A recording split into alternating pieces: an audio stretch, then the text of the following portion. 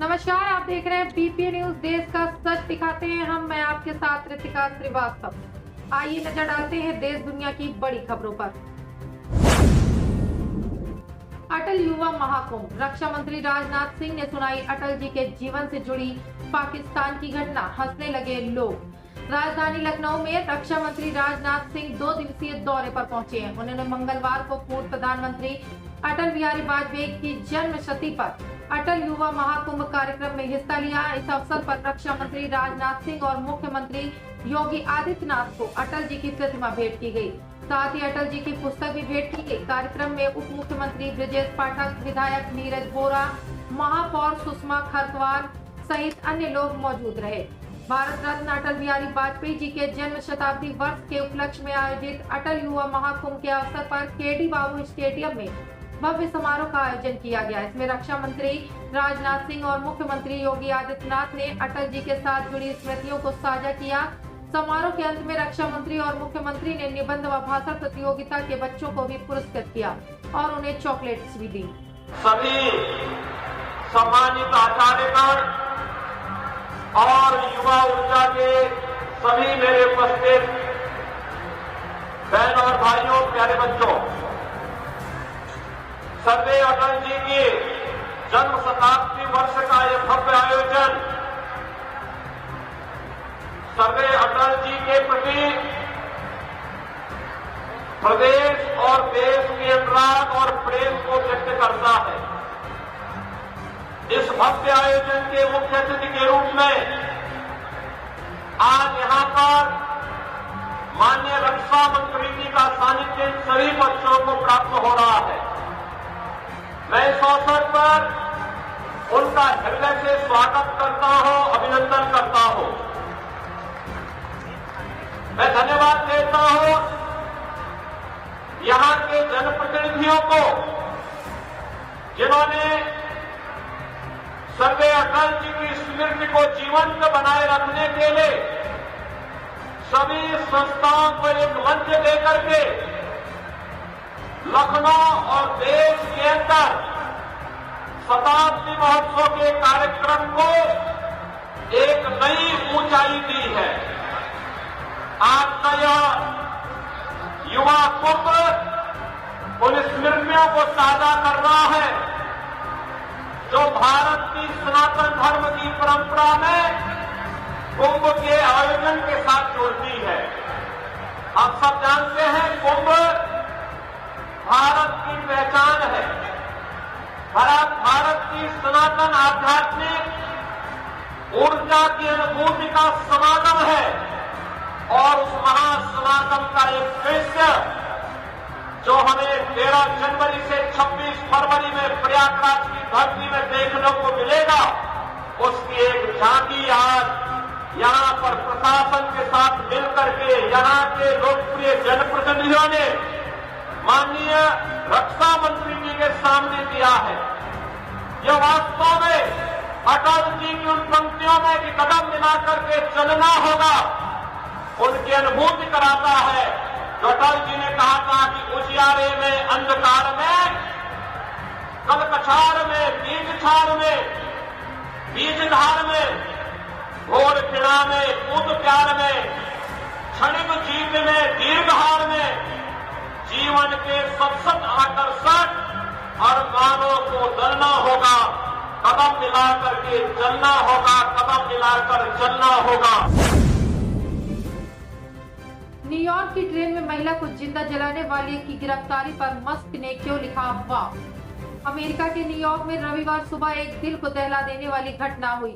New York एक Subway train में एक महिला को जिंदा जला दिया गया। इस घटना कोनी आइलैंड स्टिलवेल एवेन्यू स्टेशन पर हुई। घटना के समय ट्रेन स्टेशन पर खड़ी थी। महिला ट्रेन में बैठी थी। उसी दौरान एक व्यक्ति ने अपने लाइटर से उसके कपड़े में आग लगा दी। इस घटना से ग्वाटेमाला के एक प्रवासी सेबेस्टियन जपेटा को गिरफ्तार किया गया। वह 2018 में एरिजोना के रास्ते अमेरिका में दाखिल हुआ था। पुलिस के पास उसका कोई आपराधिक रिकॉर्ड भी नहीं है। इस घटना पर उद्योगपति एलन मस्क ने चिंता जताई। उन्होंने सोशल मीडिया प्लेटफॉर्म एक्स पर पोस्ट किया। मस्क ने जिस अमेरिका नाम के ट्विटर हैंडल को रीट्वीट किया है वह एक पॉलिटिकल एक्शन कमेटी है। इसकी स्थापना मस्क ने ही की है। यह पीएसी उन लोगों का समर्थन करता है जो सीमाओं की सुरक्षा, सावधानी पूर्वक किए गए खर्च, सुरक्षित शहरों, भेदभाव मुक्त न्याय व्यवस्था, अभिव्यक्ति की आजादी और आत्मरक्षा की वकालत करते हैं। मस्क की इस पीएसी ने डोनाल्ड ट्रंप की राष्ट्रपति अभियान के मदद के लिए करीब $200 मिलियन खर्च किए थे। अरविंद केजरीवाल के दारू पीकर संविधान लिखा होगा वाले वीडियो को लेकर पुलिस केस। आम आदमी पार्टी के राष्ट्रीय संयोजक और दिल्ली के पूर्व मुख्यमंत्री अरविंद केजरीवाल की एक वीडियो क्लिप साझा करने के आरोप में कुछ सोशल मीडिया यूजर्स के खिलाफ मामला दर्ज किया गया है। एक्स यूजर विभोर आनंद सहित 5 अज्ञात लोगों के खिलाफ आप नेताओं और समर्थकों की शिकायत के बाद पंजाब के लुधियाना में एफआईआर दर्ज की गई है। आनंद दिल्ली में वकील है और उनके 40,000 से अधिक फॉलोअर्स हैं। इस मामले में लुधियाना में 5 और पंजाब में करीब 12 एफआईआर दर्ज की गई हैं। उन्होंने आरोप लगाया कि वीडियो ने केजरीवाल की छवि को धूमिल किया है और अनुसूचित जाति और अनुसूचित जनजाति समुदायों की भावनाओं को आहत किया है। पूरब से पश्चिम यूपी तक पड़ी बारिश की फुहार गिरने, दिन का पारा। अब चिटराएगी ठंड। उत्तर प्रदेश के मौसम में उतार चढ़ाव के बीच कई जिलों में मंगलवार को बूंदाबांदी देखने को मिली। सोमवार की देर रात से ही पश्चिम यूपी के विभिन्न इलाकों में गरज के साथ बौछारें पड़ी और पूर्वी यूपी में घने बादल छा गए। मंगलवार की सुबह राजधानी लखनऊ समेत कानपुर, आगरा, बरेली और मेरठ आदि में हल्की बारिश देखने को मिली। मौसम विभाग ने प्रदेश के विभिन्न इलाकों में दिन में बादल छाए रहने और तराई में सुबह शाम कोहरे का अनुमान जताया है। मंगलवार को बादलों की मौजूदगी और बारिश की वजह से दिन के पारे में गिरावट के साथ हवा में गलन भी रही। हालांकि रात के पारे में उछाल का अनुमान है। दिन का तापमान घटेगा और रात के पारे में उछाल दर्ज होगा।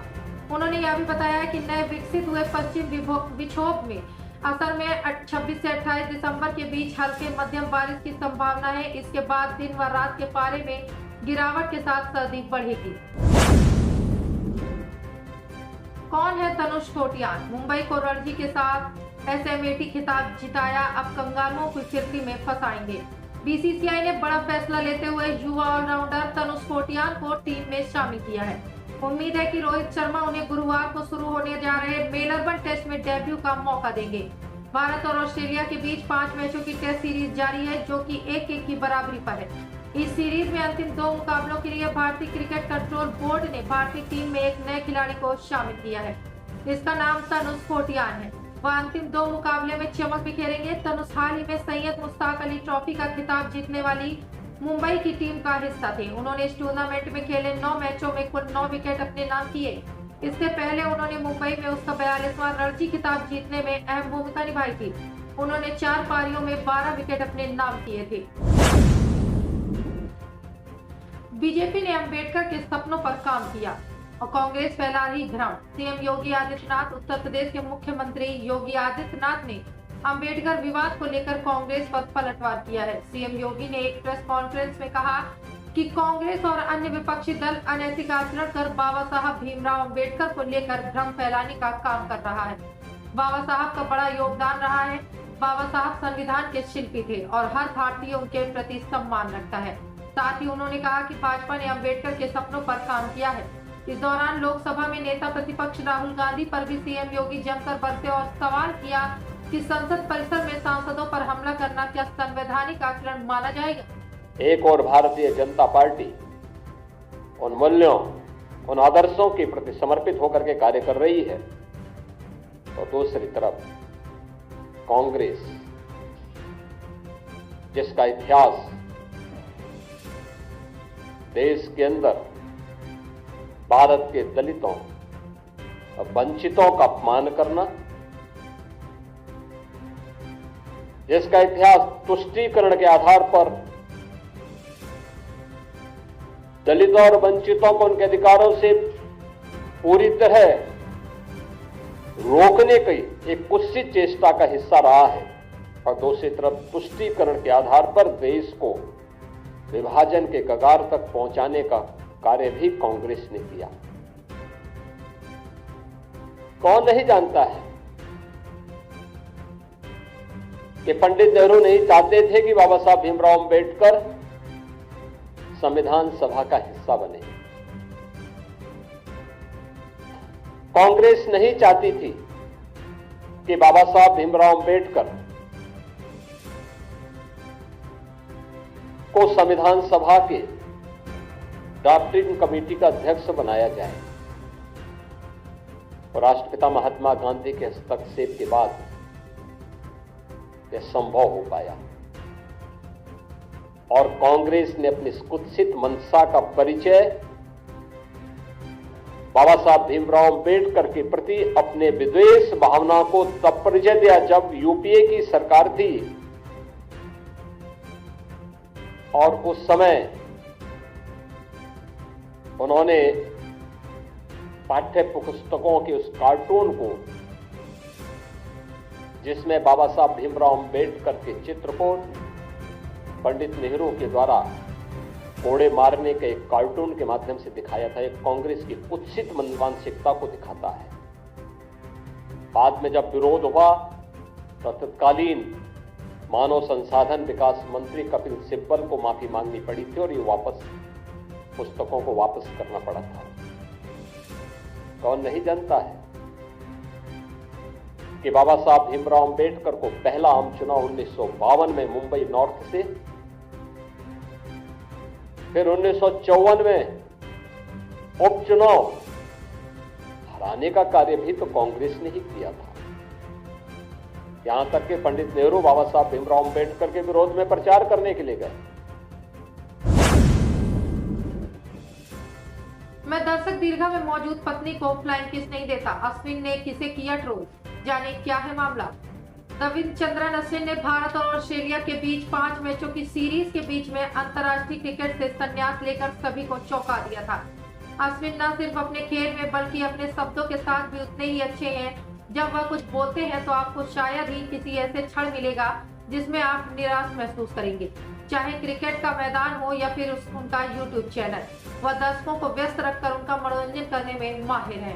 अश्विन ने अब एक ऐसा बयान दिया है जिससे ऐसा महसूस हो रहा है कि वह उन खिलाड़ियों को ट्रोल कर रहे हैं जो किसी खास क्षण में सेलिब्रेशन के तौर पर दर्शक दीर्घा में बैठी अपनी पत्नी को फ्लाइंग किस देते हैं। सुप्रीम कोर्ट के आदेशों की 14 साल से उड़ रही धज्जियां, बोरवेल पर दिए गए निर्देशों की हो रही अनदेखी। सुप्रीम कोर्ट ने बोरवेल और ट्यूबवेल को गिरने को लेकर साल 2010 में दिशा निर्देश दिए थे, मगर आज 14 साल से अधिक समय के बाद भी लगातार हो रही घटनाएं यह दिखाती हैं कि शीर्ष अदालत के आदेश के अनुपालन में कितनी लापरवाही बरती जा रही है, साथ ही जागरूकता पैदा करने की भी कितनी जरूरत है। दरअसल हाल ही में इस तरह की दुर्घटनाएं होने के बाद यह मुद्दा फिर से सामने आ गया है। इससे हताश और नाटकीय बचाव अभियान फिर से शुरू हो गया है। हाल ही में एक 3 साल की बच्ची चेतना राजस्थान के कोटपुतली बहरोड़ जिले में एक खुले बोरवेल में गिर गई। उसे 150 फीट गहरे बोरवेल से बचाने के लिए एनडीआरएफ और एसडीआरएफ को तैनात किया गया था। इसके अलावा 9 दिसंबर को 5 साल का आर्यन राजस्थान के दौसा में खेलते समय 150 फुट गहरे बोरवेल में गिर गया था और 55 घंटे के बचाव अभियान के बाद उसे बेहोश निकाला गया था और अस्पताल पहुंचने पर उसे मृत घोषित कर दिया गया था। पापा के सैलून में काम करता था ये लड़का, फकीर को देखकर बना गायक, दुनिया में गया तो जनाजे में शामिल हुए थे 10,000 लोग। हिंदी सिनेमा में ये तो कई सुपरस्टार आए, लेकिन उन्हें सुपरस्टार बनाने वाले एक ही फनकार थे जिनकी जादुई आवाज की दीवानगी पूरी दुनिया में थी। बदलते इस जमाने में आज भी जब उनके गीतों का तराना छेड़ा जाता है तो लोग उन्हें याद करते नहीं थकते। जी हाँ, बात हो रही है हिंदी संगीत के देश विदेश में नई पहचान बनाने वाले सुरों के जादूगर मोहम्मद रफी की, जिनके न जाने कितने ही हिट गीत आज भी लोगों की जुबान पर चढ़े हुए हैं। जैसा कि तुम मुझे यूं भूल ना पाओगे, आज की जनरेशन इस जादू से अछूती रही, लेकिन एआई के जरिए उन्होंने इस आवाज को एक बार फिर सबके बीच ला दिया है। एक बार फिर फैंस के दिलों में वो यादें ताजा हो गई हैं। आज अगर रफी जिंदा होते तो उनका 100वां जन्मदिन होता। चंडीगढ़ सदन की बैठक में हंगामा, वोट चोर कहे जाने पर भड़के अनिल मसीह, कांग्रेस भाजपाई भिड़े हाथापाई। चंडीगढ़ नगर निगम सदन की बैठक में अनिल मसीह के मुद्दे पर हंगामा हो गया, हाथापाई तक की नौबत आ गई। कांग्रेस पार्षद गुरप्रीत सिंह गाबी से बीजेपी पार्षदों ने धक्का मुक्की की। दरअसल आम आदमी पार्टी और कांग्रेस की तरफ से लगातार अनिल मसीह के पोस्टर लहरा कर उन्हें वोट चोर कहा जा रहा था और इस संबंध में नारे लगाए जा रहे थे। इस पर अचानक अनिल मसीह निगम के वेल में आए और उन्होंने यह कहना शुरू कर दिया कि कांग्रेस के कई नेता सोनिया गांधी और राहुल गांधी जमानत पर हैं। इसके बाद कांग्रेस और आम आदमी पार्टी के नेता भी उनके पास आए और मसीह के पोस्टर को दोबारा से लहराना शुरू कर दिया। यूपी में दबंगों ने बर्थडे पार्टी में बुलाकर पहले पीटा, फिर मुंह में किया पेशाब। पुलिस ने नहीं की कोई कार्रवाई। पीड़ित किशोर ने कर ली आत्महत्या। बस्ती जिले के कप्तानगंज इलाके में 17 वर्षीय एक किशोर ने दबंगों द्वारा कथित तौर पर पीटे जाने और उसके चेहरे पर पेशाब किए जाने के बाद फंदा लगाकर खुदकुशी कर ली। पुलिस ने बताया कि आरोपियों ने कथित तौर पर इस कृत्य का वीडियो भी रिकॉर्ड किया। बस्ती के पुलिस अधीक्षक कृष्ण गोपाल चौधरी ने बताया कि इस घटना में शामिल सभी 4 आरोपियों को गिरफ्तार कर लिया गया है तथा थाना कप्तानगंज के प्रभारी निरीक्षक के खिलाफ विभागीय जांच का आदेश देते हुए उन्हें तत्काल प्रभाव से निलंबित कर दिया गया है। पुलिस क्षेत्राधिकारी प्रदीप कुमार त्रिपाठी ने बताया कि किशोर के मामा की तहरीर पर मुकदमा दर्ज कर शव को पोस्टमार्टम के लिए भेजकर मामले की जांच की जा रही है। पीओ ने कहा कि मामले में जो भी दोषी होगा उसके खिलाफ सख्त कार्रवाई की जाएगी। किशोर संत कबीर नगर जिले के निगरी गांव का निवासी था, जो बस्ती जिले के कप्तानगंज थाना क्षेत्र के कोइलपुरा गांव में अपने मामा के घर पर रहता था।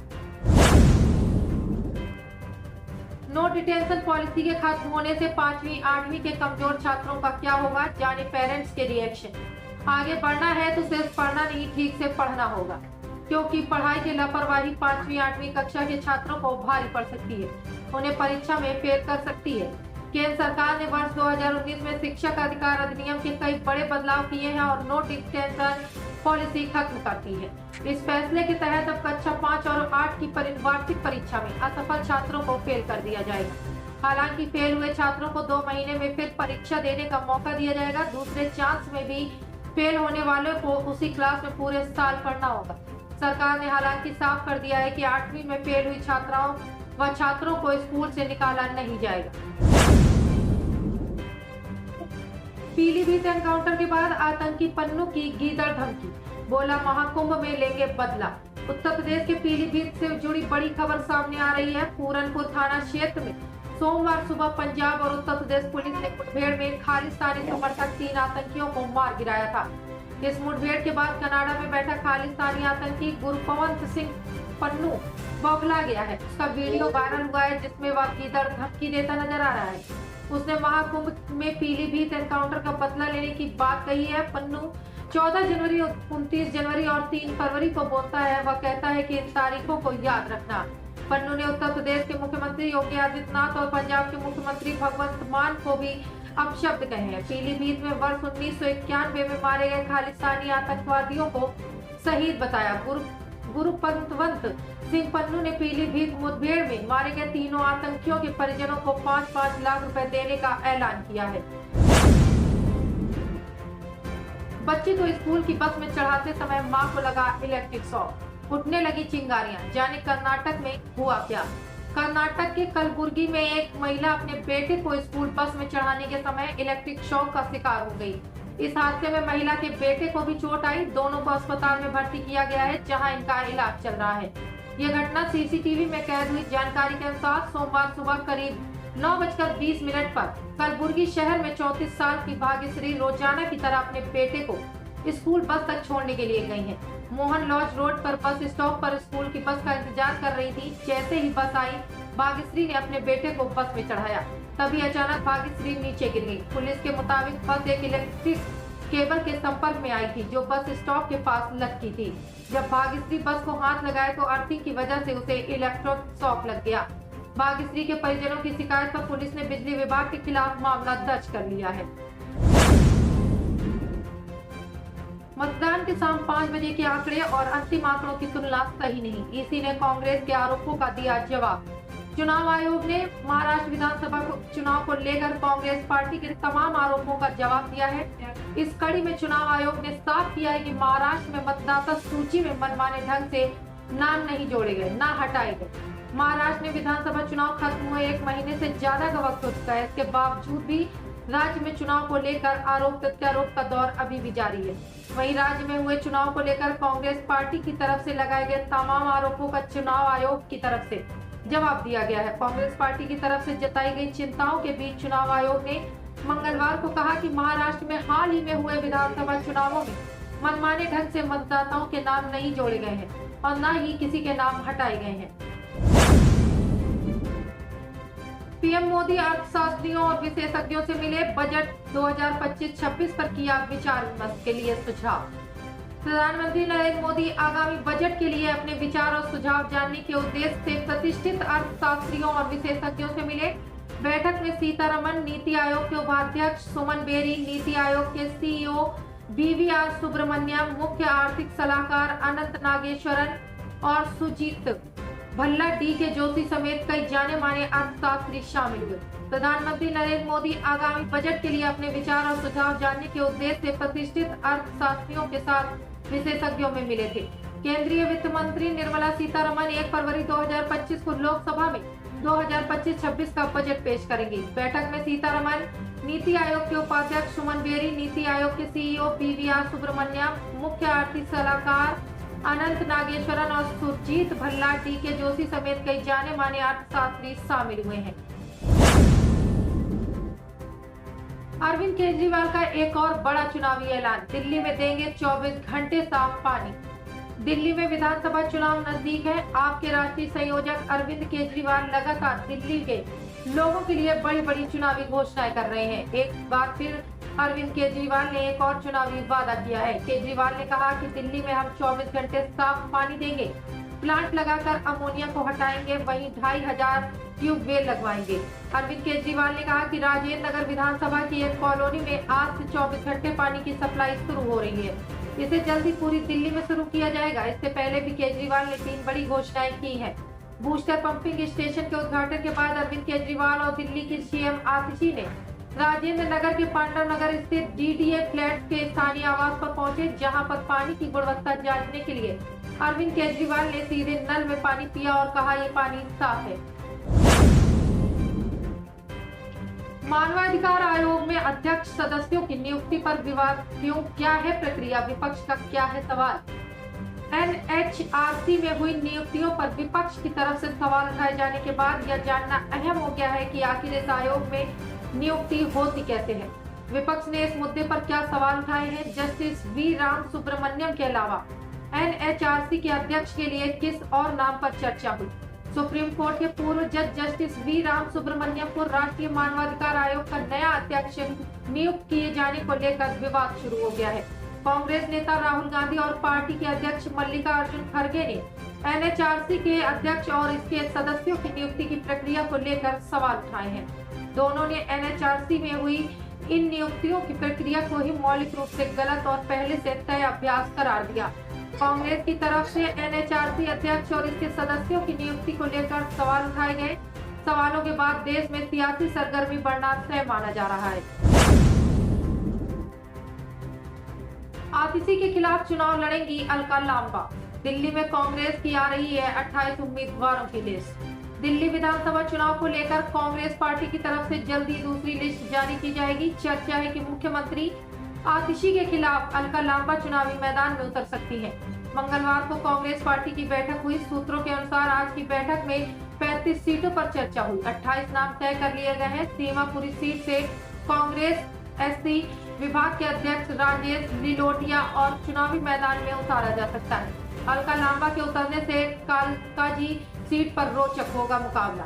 कालकाजी विधानसभा क्षेत्र दिल्ली दक्षिण लोकसभा निर्वाचन क्षेत्र के अंतर्गत आता है। दिल्ली विधानसभा चुनाव 2025 के लिए आम आदमी पार्टी ने मुख्यमंत्री आतिशी को कालकाजी सीट से पुनः उम्मीदवार बनाया है।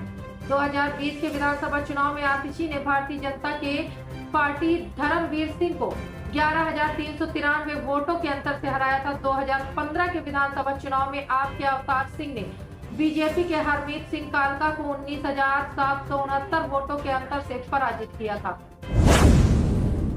सभी देशवासियों को BPA न्यूज की तरफ से क्रिसमस की ढेरों बधाइयां। Merry Christmas. क्रिसमस ट्री सजाने की परंपरा का ऐतिहासिक सफर। दुनिया भर में क्रिसमस की तैयारियां जोर शोर से चल रही हैं। इस पर्व का मुख्य आकर्षण क्रिसमस ट्री होता है, जिसे हर साल घरों और सार्वजनिक स्थानों पर सजाया जाता है।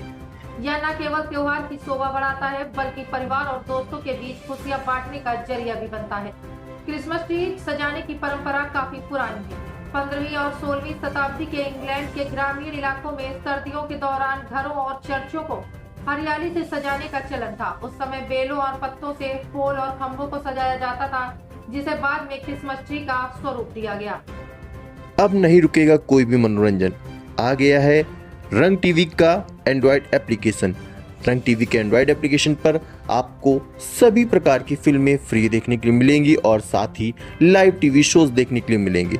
अभी डाउनलोड करें, प्ले स्टोर पर जाएं और रंग टीवी प्ले स्टोर पर डालें और डाउनलोड करें रंग टीवी ऐप।